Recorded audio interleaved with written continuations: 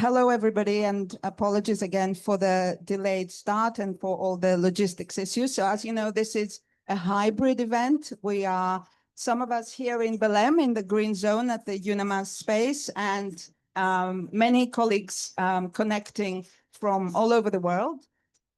So welcome to the third annual meeting of the Greening Education Partnership in the context of the COP30.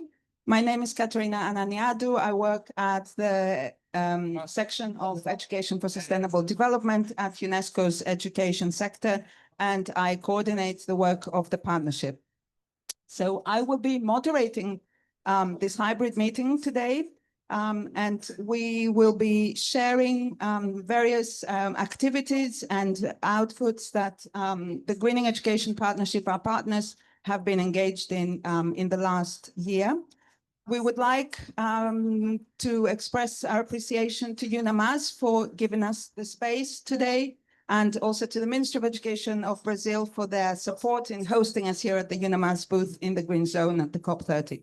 And welcome to everybody from wherever you are joining. So, to begin the session, I would like, first of all, to welcome the colleagues from the Ministry of Education. So we have with us here today, Mr. Felipe Dutra de Carvalho Heimberger. I hope I pronounced this correctly. So he's a special advisor for international affairs at the Ministry of Education in Brazil, and he will be delivering some opening remarks for us. Felipe, the floor is yours.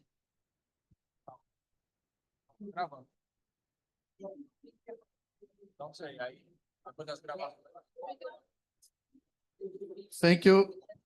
Welcome, and all of you that are online. It's an honor, and we are very proud as Brazil, as the Minister of Education, to be one of the active members of the Greening Educational Partnership. As our Minister Camilo Santana stated yesterday at the Day of Education, we need to tackle the climate change challenges, and more than ever, students, teachers, parents, and the communities must act together to ensure a standing educational process, and to ensure the sustainable development that the green education be more and more in the curricula. We know that 95% of the teachers are aware of the challenges, but on 35 feel prepared to teach. So to invest in the formation of the teachers and to cooperate with other countries in Latin America, in Africa, in Asia, in Europe, with UNESCO that is hosting and leading, it's the leader, but always also working with UNICEF, OECD, all the partners, civil society, private sector, because I think students and children, they are asking for more action. They want action, and they know the challenges they have in the future. There are huge challenges because our planet, the unique planet, only planet, it's in danger. And now we are very concerned because negationism approach are rising around the world, and we need to tackle that and to be more and more conscious and action oriented. So all the work GAP and UNESCO is doing, providing data and providing our key directions, it's very important for the partnership. So welcome. I will not take so many more words. Thank you very much. Thank you, Felipe. Thank you for your inspiring remarks, and thank you again to the Ministry of Education for all your support and all your efforts in affirming the role of education in climate action. So it's now a pleasure to give the floor to Mr. Christopher Castle, who is the Director of Division for Peace and Sustainable Development at UNESCO's education sector, and he will also be giving some welcome remarks for us. Thank you, Catarina. Thank you, Special Advisor. Thank you, everyone. I know it's a little bit difficult to hear, so appreciate that you're here with us today for the third annual meeting of the Greening Education Partnership. We've met at the two previous COPs, first in Dubai and then in Baku. So this is the third annual meeting of the partnership in person. And again, warm welcome to the many people who are joining online from around the world. We're delighted to have you with us. As we all know, this COP30 is at a point where we must consolidate the progress that we've achieved so far.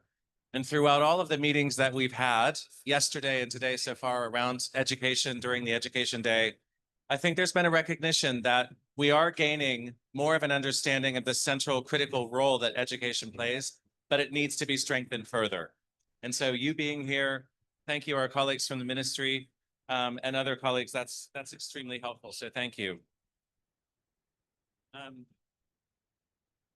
I want to just mention that as we continue to support our member states or countries in implementing standard setting guidance documents that have been launched through the Greening Education Partnership, one of them is the Greening Curricula, which was released last year. And I see some people nodding. I hope you know about that guidance. It's very important.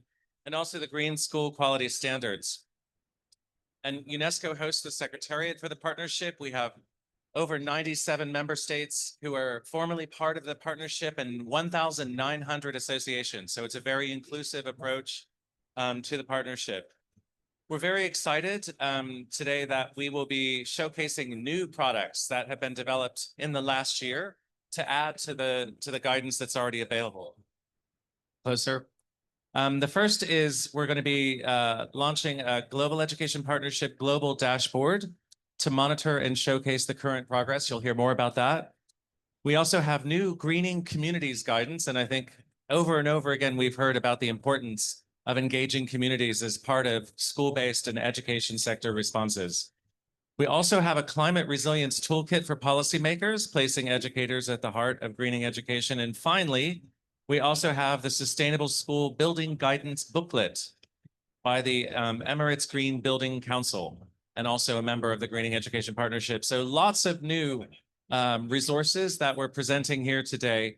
But of course, those resources are only as good as they are put to use. And so one of our key emphasis always in the partnership is to support countries to use these guidance to improve and deliver to make every learner climate resilient, climate ready. Advancing climate education, as we know, is essential to achieving broader sustainability and development objectives. And UNESCO and the Greening Education Partnership is ready to lead these efforts towards achieving them. As we meet here today, I also want to just mention that this afternoon in the Blue Zone, we have a ministerial high-level roundtable. And again, we thank Brazil and your Minister of Education, Santana, who will be there along with other high-level participants from countries around the world to share their perspectives on progress in the last year. So please join us in the Blue Zone. And finally, let's continue our collaborative efforts. Again, the partnership is collaborative, it's inclusive. We welcome all of your contributions. Thank you very much. Thank you, Chris,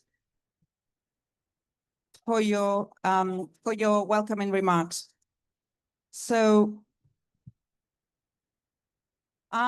it is now a pleasure to share some of the progress on the JEP on the JEP work that has been carried out in the last year.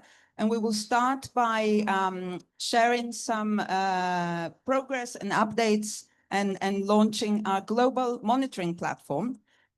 This is a platform that was announced, its establishment, its development was announced at the COP29 last year. We're working in partnership with our colleagues from ISESCO, the Islamic, the equivalent of UNESCO for the Islamic world. The platform will be an opportunity, and it will give the opportunity to partners to share data on and monitoring progress in the four pillars of action of the Greening Education Partnership. And also we are expecting it as it is developing, because this is what we're going to share today is only the very beginning of it, and it will be developed in a phased approach. So over time, we are hoping that this will be a platform that will be like a one-stop shop on greening education data. So it will include also links to data and information from some of our partners, and it will be a communication and a sharing space for resources and for tools in greening education. So I would like now to hand back over to Mr. Castle, who would like to, we have, maybe before I do so, I should say that we have our colleagues from ISESCO who are joining with us. I hope they are connected and they are online. I can't quite see the screen from where I'm seated. So they are joining from their offices, I guess, and they will also be presenting the first phase of the dashboard. But before we pass on to them, I would like to ask Mr. Castle again to discuss the launching of the JEP monitoring platform and which will take stock of the progress in advancing greening education. Thanks again. Hello again. Oops. Okay. Just a few words. This is a really exciting and important new product that's coming out of the Greening Education Partnership, and it's been developed through a partnership with ISESCO, who have begun the data collection and development process, and we're excited to share that with you all here today at this annual meeting. And we thank, in particular, Director General His Excellency Dr. Salim Al-Malik for his partnership, and to the ISESCO team who you see on the screen who are joining us remotely to speak on our shared vision for monitoring greening education. And again, we all know how important monitoring is because we need to be able to track progress. We need to understand how the world is doing in terms of greening their education systems, learners, teaching staff, and communities. And so it's an incredibly important initiative. I want to welcome Mr. Enar Karimov, who's the head of partnerships and international cooperation sector, who will deliver the opening remarks on behalf of the ISESCO team, and Ms. Zainab Habal, head of the project management department strategy and international excellence sector, who will present the dashboard. I'd like to extend our warm welcome to other ISESCO representatives in the room who've contributed to the dashboard and its all of its features. This includes Dr. Sally Mabrouk, who's the Director and Supervisor of the Office of the Director General in Digital Transformation, Mr. Wakas Afridi, expert at education sector, and Ms. Fatiha Abira, web developer and business intelligence apps department. So Mr. Karimov, without further ado, the floor is yours. Thank you very much, Mr. Castle. Can you hear me well? Yes, we can hear you. Thank you very much. Dear Excellencies, colleagues, ladies and gentlemen, it is my immense pleasure to address the third annual meeting of the Greening Education Partnership here at the COP30 alongside my colleagues. I'm honored to convey to you all the best wishes of His Excellency Salim Al-Malik, Director General of ISESCO. We are extremely delighted today to announce the launch of the Global Dashboard on Greening Education, a collaborative effort between UNESCO and ISESCO under the umbrella of the GEP. It is important to recall that this collaboration was first announced by our Director General during the second GEP annual meeting held last year at COP29 in Baku. Advancing the agenda of the greening education remains one of the ISESCO's key strategic priority areas. Our greening education framework, launched last year at the ISESCO Pavilion during the COP29, outlines both short and long-term targets that support member states and contribute to the achieving the GEP objectives across its 4 pillars. I recalled Mr. Christopher Castle attended the event with us.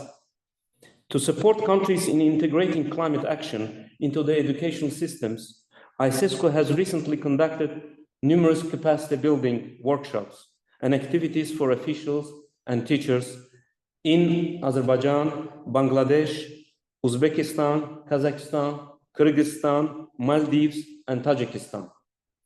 Our upcoming action plan for 2026 and 2030 will further scale and deepen our work on greening education. The dashboard, featuring completed progress indicators across the 4 pillars of greening education for all GEP member countries by the next COP31, will serve as a valuable tool for information access, monitoring and evaluation, knowledge sharing, cross-country learning, as well as living example of impactful partnership between ISESCO and UNESCO. In closing, I would like to commend the dedicated teams from both UNESCO and ISESCO whose efforts have made this incredible achievement possible. I thank you very much.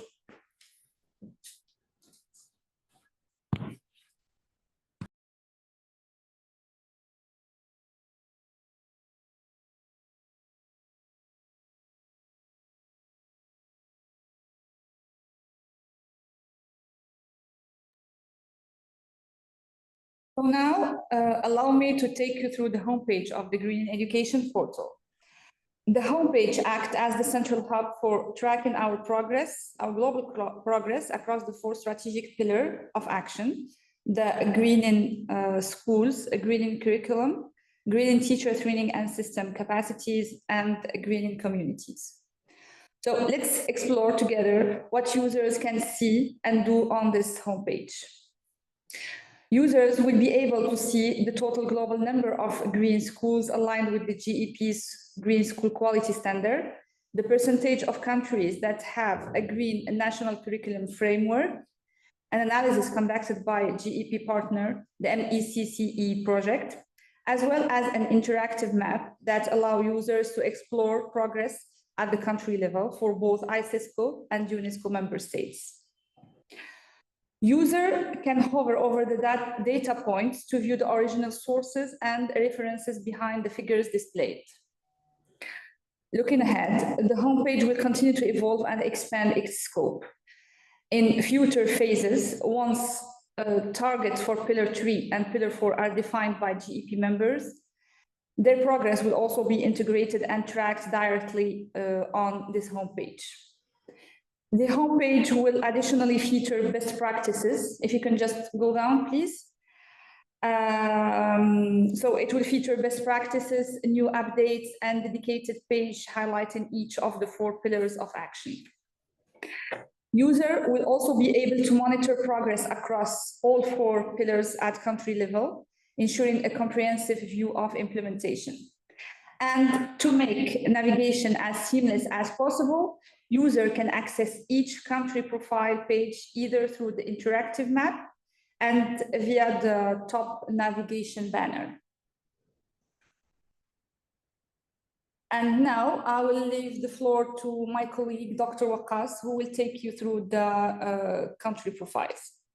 Thank you, Zainab. Thank you, dear colleagues. So the platform serves as a holistic portal which gives entire information about the countries, the 4 pillars, and also the knowledge sharing and learning repositories. So I'll start with the country profile, and we have chosen Oman here. So we would also like to highlight that Oman, through its Ministry of Education, has developed a national level accreditation system, the Green Schools Initiative. The Ministry of Education has made a commitment to green 120 schools each year to meet the 2030 target. So if you see, every pillar has a target, and these are the targets that are approved by the JAP for the countries and the members to achieve by 2030. And all these pillars that